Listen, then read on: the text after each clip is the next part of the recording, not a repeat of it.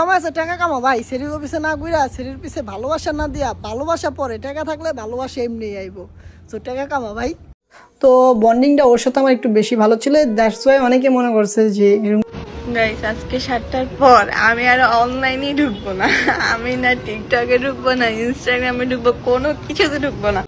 টাকা না থাকায় সে ঋতু হোসেনকে বিয়ে করতে পারেনি, অর্থাৎ ঋতু এত বেশি ভয়ঙ্কর যে এটার জন্য একটা লাট। এ বিষয়ে কি বললো মেহেদী হাসান তা সম্পর্কে আজকে কার মাথাটা ফাইটা যায়? ঠকাইছো না তুমিও তো বন্ধুরা তোমরা সবাই রেডি?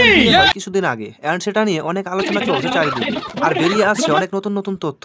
তার মধ্যে একটা হচ্ছে টাকা না থাকার কারণে মেহেদী আর ঋতুর সম্পর্ক ভেঙে যায়। চলুন এই সম্পর্কে বিস্তারিত জানি। ওকে, তোমরা সবাই জানো মেহেদী আর রাকিব হাসান এরা ছিল বেস্ট ফ্রেন্ড। তারা যেহেতু একসাথে ভিডিও বানাতো, সেহেতু রাকিবের ছোট বোন ঋতুর সাথেও অনেক খুনসুটি করতো মেহেদী হাসান। এখন সেটা আসলেই কোনো স্পেশাল সম্পর্ক ছিল কিনা সেটা একটু পরে বলছি, আগে জানি কেন তারা আলাদা হয়ে গেছে। এন্ড যারা মেহেদী আর রাকিব হাসানের ওল্ড ফ্যান আছো তারা তো জানোই যে মেহেদী হাসান অন্তরার জন্য রাকিব হোসেনের টিম ছেড়ে দিয়েছিল। অন্তরাকে নিয়ে তাদের দুই বন্ধুর মধ্যে একটা ঝামেলা হয় এন্ড তারা আলাদা হয়ে যায়। তো এতদিন তারা তো আলাদাই ছিল, তাই ঋতু আর মেহেদীর সম্পর্কের বিষয়টা তেমন কারো আলোচনায় ছিল না। বাট এখন যখন মেহেদী হাসান ওয়ারসিন খান নামের একটা মেয়েকে বিয়ে করে নিয়েছে, তখন আবার নতুন করে ঋতু অ্যান্ড মেহেদীর সম্পর্কের ব্যাপারটা সবার সামনে আছে। আর এই সম্পর্কে মেহেদী হাসান কি বলে চলুন তো আপনারা নিজেরাই শুনে নিন। টাকা মানুষরা কই নিয়ে হে দেখেন ভাই, এখনো সময় আছে টাকা কামা ভাই, শরীর পিছে না ঘুরা শরীর পিছে ভালোবাসা না দিয়া ভালোবাসা পরে টাকা থাকলে ভালোবাসা এমনি আইবো।